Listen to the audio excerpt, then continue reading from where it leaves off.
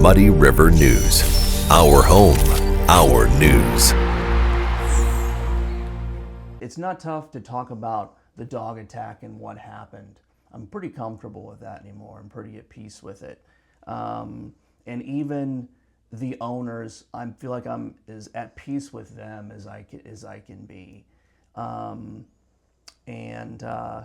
But the fact, what bothers me and what bothered me then and what still bothers me now when I think into it is the fact that this could actually easily happen to somebody else again.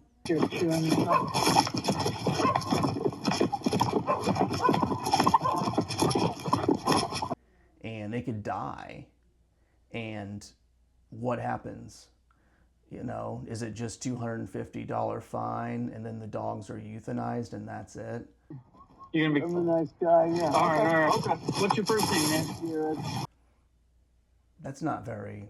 That's like, it's like having a weapon, and to me, and like you're murdering someone. That might sound extreme, but or especially if you happen to have a pet that you are, training to be vicious or be mean. I think that does happen. I think it's possible that that was happening in the dogs that attacked me. I don't know that I can prove that, but I definitely think so. There we go, baby. You okay? Good girl. Good girl. So what happened? Jason, what do they say? Jason through the woods, ripped his clothes off on me. Are you kidding me?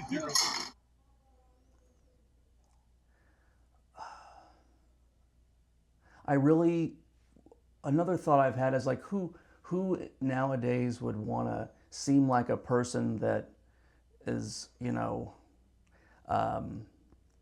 being mean toward a dog. I mean, we all like, a lot of people, I like dogs, and my girlfriend has one, and I love it. And but I wonder sometimes if people don't want to be the one that says to, go put the dog on a leash, or, keep your dog. I don't quite know how to say it, Michelle, I suppose. But I wonder if part of the problem could be people don't want to look bad themselves don't want to be seen as looking down on dogs. It's easy for me. I still walk at South Park. I still go there. I'll go back to where everything happened, and I don't mind. But I mean, I regularly go back and see dogs off leashes, and I see dogs that, if they were to get loose or something, would definitely hurt somebody. And I think we all probably do.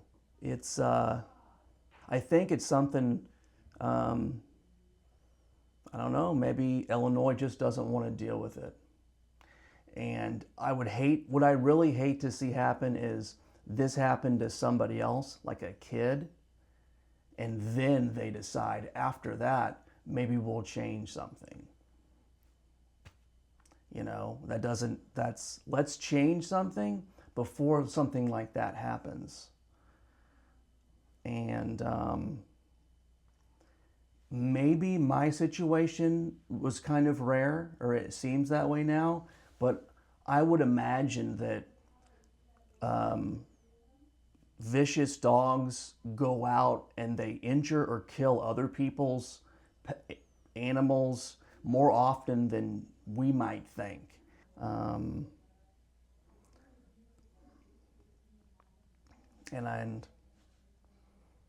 I don't know that I know what to do, but somebody probably does.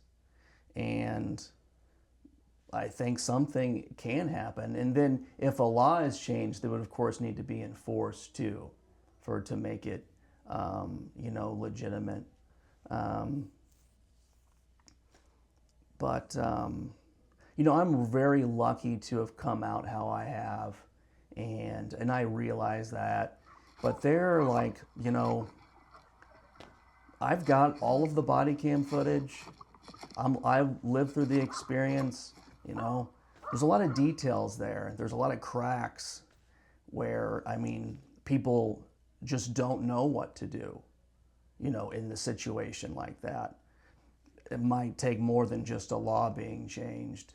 I don't know if police need training or what, but it may take more than that. So it's probably tough for other people to people may not be able to understand where I'm coming from unless you've had a friend or relative that's been bitten or injured, or had one of your own pets killed by another vicious dog. It probably would be tough to understand, but I think there's a lot of people out there that can relate to it and connect in some kind of way. So, you know, why not, you know, strike while the iron's hot? You know, bring this issue back to light so maybe something can actually happen. I don't like, you know, sharing a strong opinion, because it's, who am I to be right? And that I know, because I don't know. I don't know the right thing to do, what should happen. But I just feel with this particular issue, why not see if change can happen here, and it can only be for the better. In my opinion, the people that own those dogs weren't responsible enough to own them. That's weird. You know, I don't want to be the victim of anything, right? And I definitely don't want to play the whole victim card like one can easily do in this kind of situation. But I also don't think it's my fault that I chose to walk at South Park, and that's something I need to be on guard for as well. If I go walking in South Park, I might be attacked by 3 pit bulls. I should know better. I mean, I don't take responsibility for that. Because of how deep the bites and like just getting beat up by the dogs were, it releases this protein in your bloodstream that slowly shuts down your kidneys and your liver. So when I was in the ICU, I had the ventilator going on because my neck was so swollen. But I also had to stay in there until my kidneys functioned properly again, to where I could leave the ICU. I thought that was it for sure, and I'm glad I was wrong. I thought I was getting ready to die right then. What was a key action you took that allowed you to emerge from this stronger? You know, I can't take credit for any key action I took. God gets all the credit. And so my key action was just to turn toward God. And that solved all my problems, as it always does. Muddy River News. Our home, our news.